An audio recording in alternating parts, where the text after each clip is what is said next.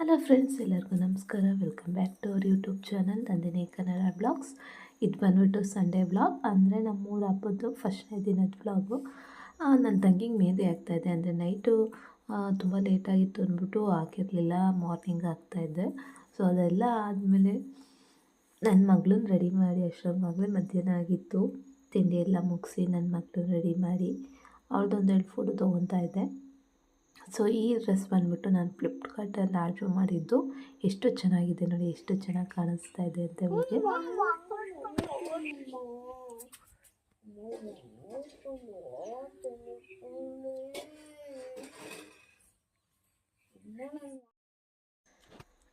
ಇವ ಫಸ್ಟ್ನೇ ದಿನ ಹಬ್ಬದಲ್ಲಿ ನಮ್ಮೂರ ಕಡೆ ಎಲ್ಲ ಮಾಡೋದು, ಅವರೆಕಾಳನ್ನ ನೆನೆ ಹಾಕಿ ಬಸ್ಸಾರು ಮತ್ತು ಅದ್ರದ್ದು ಪಲ್ಯ, ಅನ್ನ ಮತ್ತು ಸಾಂಬಾರು ಮಾಡ್ತಾರೆ. ಸೊ ಅದನ್ನು ದೇವರಿಗೆ ಎಡೆ ಇಕ್ಕಿ ಮತ್ತು ದೇವಸ್ಥಾನಕ್ಕೂ ಅದನ್ನೇ ಎಡೆ ಕೊಡೋದು. ಇದನ್ನು ಮಂದೆಮಾರಿ ಅಂತ ಕರೀತಾರೆ. ಸೊ ಅದಕ್ಕೋಸ್ಕರ ಅದನ್ನು ಕಾಳಲ್ಲೇ ಮಾಡೋದು. ನಮ್ಮ ಅವತ್ತೇ ಸ್ಪೆಷಲಾಗಿ ಏನೂ ಅಡುಗೆ ಮಾಡಲ್ಲ, ಅದೇ ಸ್ಪೆಷಲ್ಲು ಕಾಳ್ದೇ. ಅದೆಲ್ಲ ಆದಮೇಲೆ ಪೂಜೆ ಮುಗಿಸಿ ನಾನು ನನ್ನ ತಂಗಿ ಅವ್ರ ಯಜಮಾನ್ರು ಎಲ್ಲ ಗುಬ್ಬಿಗೆ ಹೋಗ್ತಾಯಿದ್ದು. ನನ್ನ ಮಗಳು ಚೈನ್ ಕಟ್ಟಾಗ್ಬಿಟ್ಟಿತ್ತು.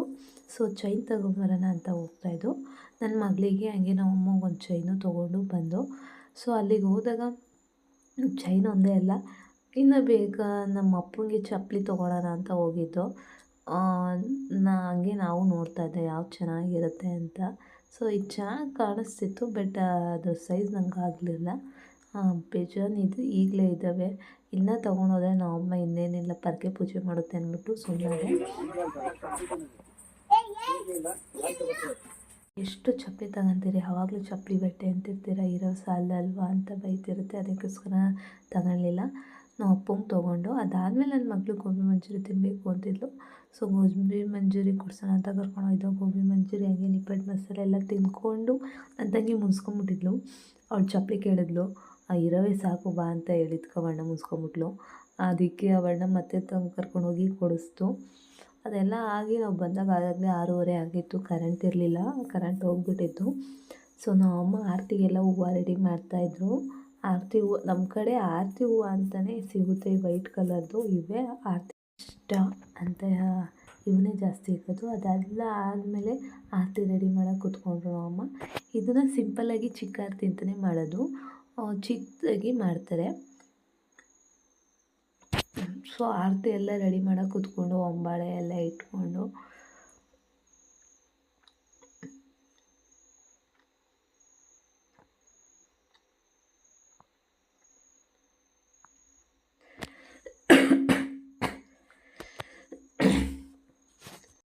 ಸೊ ಇದು ನಮ್ಮೂರು ಜಾತ್ರೆ 3 ದಿನ ನಡೆಯೋದು. ಫಸ್ಟ್ನೇ ದಿನದ್ದು ಚಿಕ್ಕ ಆರತಿ ಅಂತ ಮಾಡ್ತಾರೆ. ಇದನ್ನು ಚಿಕ್ಕದಾಗಿ ಆರತಿ ಮಾಡಿ ಕಾಳ್ದೆಲ್ಲ ಅಡುಗೆ ಮಾಡಿ ಅದನ್ನು ಎಡೆ ಕೊಟ್ಬಿಟ್ಟು ಪೂಜೆ ಮಾಡಿಸ್ಕೊಂಡು ಆರತಿ ಎಲ್ಲ ಬೆಳೆಸ್ಕೊಂಬರೋ ಅಂಥದ್ದು. ಸೊ ಇನ್ನೊಂದು ನೆಕ್ಸ್ಟ್ ಡೇ ಮಾಡೋ ಅಂಥದ್ದು ದೊಡ್ಡ ಆರತಿ ಅಂತ ಕರೀತಾರೆ. ಅದನ್ನು ಮಾರಮ್ಮ ತಾಯಿ ನಮ್ಮೂರು ಗ್ರಾಮ ದೇವತೆ ಮಾಡೋದು. ಅದನ್ನು ತುಂಬ ಗ್ರ್ಯಾಂಡಾಗಿ ದೊಡ್ಡ ಆರತಿ ಮಾಡ್ತಾರೆ. ಸೊ ಎಷ್ಟು ದೊಡ್ಡ ಆರತಿ ಮಾಡ್ತಾರೆ ಅಂದರೆ ತಲೆಯೆಲ್ಲ ನೋವು ಬರ್ತಿರುತ್ತೆ, ಅಷ್ಟು ದೊಡ್ಡ ಆರತಿ ಇರುತ್ತೆ. ಒಬ್ಬೊಬ್ಬರು ಹೊಂಬಾಳೆಯಲ್ಲಿ ಮಾಡ್ತಾರೆ, ಒಬ್ಬೊಬ್ಬರು ಆರ್ಡರ್ ಕೊಟ್ಟು ಮಾಡಿಸ್ತಾರೆ. ಆ ಥರ ಯಾರ್ಯಾರು ಚೆನ್ನಾಗಿ ಮಾಡ್ತಾರೆ ಆ ಥರ ಮಾಡ್ತಾರೆ ಆರತಿನ. ಸೊ ಆರತಿ ಎಲ್ಲ ರೆಡಿ ಆದಮೇಲೆ ನಮ್ಮಮ್ಮ ಪೂಜೆ ಮಾಡ್ತಾಯಿದ್ರು. ಅಷ್ಟೊತ್ತಿಗೆ ನಾವು ರಂಗೋಲಿ ಹಾಕ್ಬೇಕಿತ್ತಲ್ವ ನಾಳೆ ಹಬ್ಬಕ್ಕೆ. ಸೊ ಅದನ್ನು ಕಲರ್ನೆಲ್ಲ ಮಿಕ್ಸ್ ಮಾಡಿ ಇಟ್ಕೊತಾ ಇದ್ದೆ. ಈಗಲೇ ನಾವು ಆರತಿ ಹೋಗಿದ ತಕ್ಷಣ ಸಾರಿಸಿ ರಂಗೋಲಿ ಎಲ್ಲ ಹಾಕ್ಬಿಟ್ಟು ಮಲ್ಕೊಂಬಿಡೋಣ ಬೇಗ. ಬೆಳಗ್ಗೆ ನನಗೆ ಆಫೀಸ್ ಇತ್ತು, ಸೊ ಆಫೀಸ್ಗೆ ಹೋಗ್ಬೇಕಿತ್ತು. ಅದಕ್ಕೋಸ್ಕರ ಎಲ್ಲ ಬೇಗ ಈಗಲೇ ಮಾಡಿಬಿಡೋಣ ಅಂತ ಹೇಳ್ಬಿಟ್ಟು ಮಾಡ್ತಾಯಿದ್ದೋ. ಸೊ ಅಷ್ಟೊತ್ತಿಗೆ ನಾವು ರಂಗೋಲಿ ಎಲ್ಲ ಮಿಕ್ಸ್ ಮಾಡ್ತಾಯಿದ್ದು. ಆರತಿಯವರು ಬಂದೇ ಬಿಟ್ಟರು, ವಾಲ್ಗದವರು. ನಮ್ಮಮ್ಮ ಇನ್ನೂ ರೆಡಿನೇ ಆಗಿರಲಿಲ್ಲ. ನಮ್ಮಮ್ಮ ಹೊತ್ಕೊಂಡು ಹೋಗ್ತೀನಿ, ನೀವಿಬ್ಬರು ರಂಗೋಲಿ ಹಾಕಿ ಬಣ್ಣ ಎಲ್ಲ ಫಿಲ್ ಮಾಡಿರಿ ಅಂತ ಹೇಳಿದರು. ಇಲ್ಲಾಂದರೆ ನಾನು ಅಂತಾಗಿ ಯಾರು ಹೊತ್ಕೊಂಡು ಹೋಗಬೇಕಿತ್ತು. ಸರಿ ಅಂದ್ಬಿಟ್ಟು ಅದಕ್ಕೆ ನಾವೆಲ್ಲ ರೆಡಿ ಮಾಡ್ಕೊತಾ ಇದ್ದೋ, ಬೇಗ ಆಗಿದ್ರೆ ಬೇಗ ಮಲ್ಕೊಬೋದು ಅಂತ. ಹಂಗಾದ್ರೂ 1 ಗಂಟೆ ಆಗಿ ಹೋಯಿತು ನೈಟು. ನಮ್ಮಮ್ಮ ಇನ್ನೂ ಬಂದೇ ಇರಲಿಲ್ಲ. ಅಷ್ಟೊತ್ತಾದರೂ 2 ಗಂಟೆ ಹಂಗೆ ಬಂದಿದ್ದರು ನಮ್ಮಮ್ಮರು. ಸೊ ಆರತಿ ಎಲ್ಲ ಆದಮೇಲೆ ಈ ಥರ ಕಾಣಿಸ್ತೈತೆ ನೋಡಿ, ಪೂಜೆ ಎಲ್ಲ ಆದಮೇಲೆ.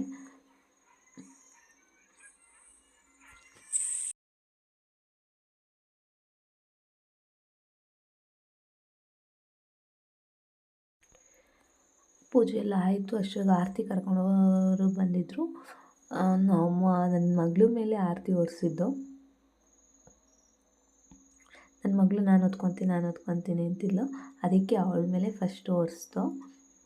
ನಮ್ಮಮ್ಮ ಹೊತ್ಕೊಂಡು ಹೋಗಿದ್ದು, ಅವಳೇನು ಹೊತ್ಕೊಂಡು ಹೋಗಿರಲಿಲ್ಲ. ಸುಮ್ಮನೆ ಅವಳು ಆಸೆ ಪಡ್ತಿದ್ಲು ಅಂತ ಒಂದು ಸ್ವಲ್ಪ ಹೊತ್ತು ಹೊರ್ಸಿದ್ದು ಅಷ್ಟೇ.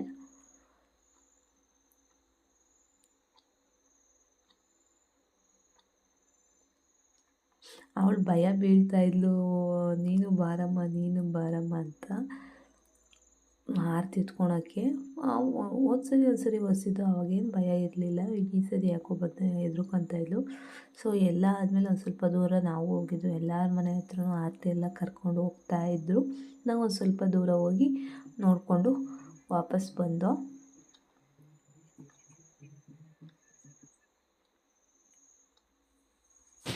ಅಲ್ಲಿಂದ ಬಂದಮೇಲೆ ಊಟ ಮಾಡಿ ಎಲ್ಲ ಮನೆಯದೆಲ್ಲ ಬಾಗಿಲು ಎಲ್ಲ ಸಾರಿಸಿ ಬಗ್ಗದನ್ನೆಲ್ಲ ಹಾಕಿ ಸಗಣಿ ನೀರು ಹಾಕಿ ರೆಡಿ ಮಾಡ್ತಾಯಿದ್ದೋ. ನಾನು ರಂಗೋಲಿ ಹಾಕಕ್ಕೆ ಸ್ಟಾರ್ಟ್ ಮಾಡಿದೆ. ನನ್ನ ತಂಗಿ ಹೋಗಿ ಮಲ್ಕೊಂಬಿಟ್ಟಿದ್ಲು ಆಗಲೇ. ನೀನು ರಂಗೋಲಿ ಬರಿತಾ ಇರು, ಕಲರ್ ಫಿಲ್ ಮಾಡೋಕೆ ಬರ್ತೀನಿ ಅಂತ. ಸೊ ಕಲರ್ ಫಿಲ್ ಮಾಡೋದೇನಿಲ್ಲ, ಆಗೋಯ್ತು ಬಾ ಅಂತ ಕರೆದ್ರು. ಅವಳು ಎದ್ದೇಳ್ತಾನೆ ಇರಲಿಲ್ಲ. ಸೊ ಹಿಂಗೆ ಆಡಿ ರಂಗೋಲಿ ನಾನು ಫುಲ್ಲು ಈ ಥರ ರೌಂಡ್ ಮಾಡಿಕೊಂಡು ಆಮೇಲೆ ಕಲರ್ ಫಿಲ್ ಮಾಡಿ ಅದ್ರ ಮೇಲೆ ನಾವು ಡಿಸೈನ್ ಮಾಡೋಣ ಅಂತ ಹೇಳಿ ಈ ಥರ ರೌಂಡಿಗೆ ಹಾಕಿದ್ದು. ಚಿಕ್ಕ ರಂಗೋಲಿ ಹಾಕಿರಲಿಲ್ಲ. ಈ ಥರ ರೌಂಡ್ ಕಲರ್ದೇ ತುಂಬ ಚೆನ್ನಾಗಿ ಕಾಣೋದು ರಂಗೋಲಿ. ಸೊ ಇಲ್ಲಿ ಏನು ಅಂದರೆ ರಂಗೋಲಿ ಮತ್ತು ಕಲರ್ ಹಾಕೋದು ಮನೆ ಹತ್ರ ಒಂಥರ ಕಾಂಪಿಟೇಷನ್ ಥರ ಮಾಡ್ಕೊಂಡಿದ್ದಾರೆ, ಯಾರು ಚೆನ್ನಾಗಿ ರಂಗೋಲಿ ಹಾಕ್ತಾರೆ ಅಂತ. ಸೊ ನೈಟ್ 1 ಗಂಟೆ 2 ಗಂಟೆ ಆದರೂ ಎದ್ದು ಹಾಕ್ತಾಯಿರ್ತಾರೆ. ನಮ್ಮಮ್ಮನೂ ಅಷ್ಟೇ ಚಿಕ್ಕ ರಂಗೋಲಿ ಹಾಕಿದ್ರೆ ಈ ಹೋದ ಸರಿ ಹಾಕಿದಾಗ ಏನು ಇಷ್ಟು ಚಿಕ್ಕದು ರಂಗೋಲಿ ಬರ್ತಿದೆಯಾ ಅಂತ ಬೈತಾಯಿದ್ರು. ಸೊ ಅದಕ್ಕೆ ಒಂದು ಸ್ವಲ್ಪ ಸರಿ ದೊಡ್ಡದಾಗಿ ಕಾಣಲಿ ಅಂತ ದೊಡ್ಡದಾಗೆ ಹಾಕ್ತಾಯಿದ್ದೋ. ಸೊ ಇದೆಲ್ಲ ಹಾಕೋಷ್ಟು ಎಷ್ಟು ಟೈಮ್ ಆಗುತ್ತೆ ಅಂತ ನಮಗೆ ಮಾತ್ರ ಗೊತ್ತಿರುತ್ತೆ. ಅವ್ರಿಗೇನು ಹೇಳ್ಬಿಡ್ತಾರೆ ಇಷ್ಟು ಚಿಕ್ಕ ರಂಗೋಲಿ ಹಾಕಿದ್ದೀರಾ ಅಂತ. ಸೊ ನನಗೆ ರಂಗೋಲಿ ಬಿಡೋದು ಅಂದರೆ ತುಂಬ ಇಷ್ಟ. ನಾನು ಫಸ್ಟ್ ಸ್ಕೂಲಲ್ಲಿದ್ದಾಗೆಲ್ಲ ತುಂಬ ಚೆನ್ನಾಗಿ ರಂಗೋಲಿ ಹಾಕ್ತಿದ್ದೆ. ಆ್ಯಂಡ್ ಕಾಂಪಿಟೇಷನ್ಗೂ ಹೋಗಿದ್ದೆ. ಕಾಂಪಿಟೇಷನೆಲ್ಲ ವಿನ್ ಆಗಿದೆ. ರಂಗೋಲಿ ಹಾಕೋದು ಒಂಥರ ಖುಷಿ. ಆವಾಗ ನಾವು ಚಿಕ್ಕ ಹುಡುಗರು ಇದ್ದಾಗ ನಾನು ಹೈಸ್ಕೂಲ್ಗೆ ಹೋಗ್ಬೇಕಾರೆಲ್ಲ ಒಂದು ಬುಕ್ಕು 200 ಪೇಜ್ದು ಬುಕ್ ಮಡಗ್ಬಿಟ್ಟು ಫುಲ್ ಅದು ತುಂಬ ರಂಗೋಲಿಗಳ್ನೇ ಮಾಡಿಕೊಂಡ್ಬಿಟ್ಟಿದ್ದೆ. ಅಷ್ಟು ಹುಚ್ಚು ರಂಗೋಲಿ ಅಂದರೆ ರಂಗೋಲಿ ಹಾಕೋದು ಆ್ಯಂಡ್ ಕಲರ್ ಫಿಲ್ ಮಾಡೋದು.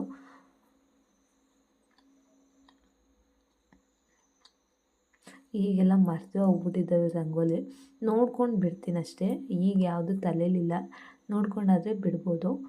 ಸೊ ಅದೆಲ್ಲ ಆದಮೇಲೆ ಕಲರ್ ಫಿಲ್ ಮಾಡ್ತಾಯಿದ್ದೋ. ನನ್ನ ಮಗಳು ಒಬ್ಬಳು ನಾನು ಬಿಡ್ತೀನಿ ಅಂತ.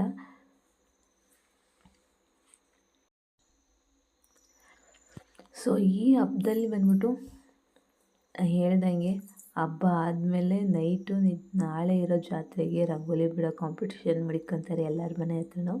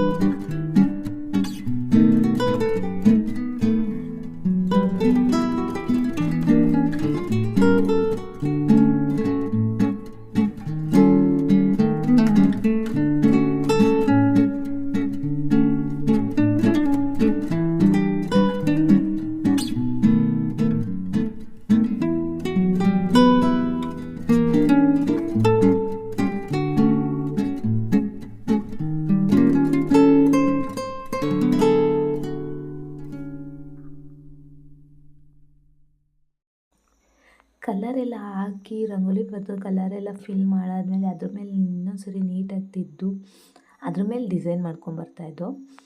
ಸೊ ಡಿಸೈನ್ ಮಾಡೋದು ಯಾವ್ಯಾವ ಮಾಡೋದಂತ ತಲೆಗೆ ಬರ್ತಾನೆ ಇರಲಿಲ್ಲ. ಹಂಗಾದ್ರೂ ಫುಲ್ಲು ಎಲ್ಲ ಫಿಲ್ ಮಾಡಿ ತುಂಬ ನೀಟಾಗಿ ಎಷ್ಟು ಚೆನ್ನಾಗಿ ಕಾಣಿಸ್ತಿತ್ತು ಅಂದರೆ. ಆಮೇಲೆ ಈ ಕಡೆ ಇನ್ನೊಂದು ನಮ್ಮದು ಬಾಗಿಲಿದೆ, ಆ ಕಡೆನೂ ಬಗ್ಗನೆಲ್ಲ ಹಾಕಿದ್ದು, ಸಗಣಿ ನೀರು ಹಾಕಿದ್ದು, ಅಲ್ಲಿನೂ ಕೂಡ ರಂಗೋಲಿ ಹಾಕಿ ಫಿಲ್ ಮಾಡ್ತಾಯಿದ್ದು. ಇದೆಲ್ಲ ಮಾಡೋಷ್ಟಿಗೆ ನೈಟ್ 1 ಗಂಟೆ ಆಗಿತ್ತು. ಮಲ್ಕೊಂಡ್ರೆ ಸಾಕು ಅನಿಸ್ಬಿಟ್ಟಿತ್ತು, ಹಂಗಾಗ್ಬಿಟ್ಟಿತ್ತು. ಬೆಳಗ್ಗೆ ಬೇರೆ ನನಗೆ ಆಫೀಸ್ ಬೇರೆ ಇತ್ತು, ಹೋಗಲೇಬೇಕಿತ್ತು. ಅದಕ್ಕೋಸ್ಕರ ಲೇಟೇ ಆಗೋಯ್ತು ಮಲ್ಕೊಳ್ಳೋದು. ನಮ್ಮ ಅಮ್ಮರು ಇನ್ನೂ ಬಂದೇ ಇರಲಿಲ್ಲ.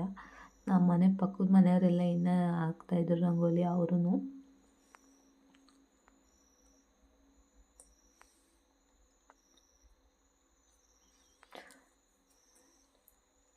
ಹಂಗೂ ಹಿಂಗೂ ಮಾಡಿ ರಂಗೋಲಿ ಹಾಕೋದೆಲ್ಲ ಮುಗಿಸಿ ಮಲ್ಕೊಂಡು.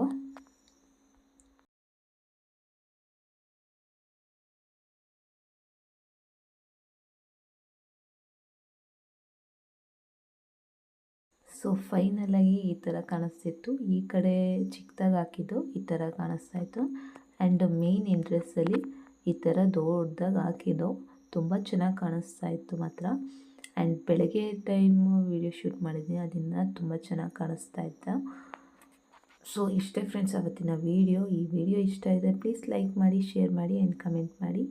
ತಪ್ಪದೆ ನನ್ನ ಚಾನಲನ್ನು ಸಬ್ಸ್ಕ್ರೈಬ್ ಮಾಡ್ಕೊಳ್ಳಿ. Thank you so much. ಇದೆಲ್ಲ ಬಂದುಬಿಟ್ಟು ನಮ್ಮ ಪಕ್ಕದ ಮನೆಯವ್ರದ್ದು ರಂಗೋಲಿ.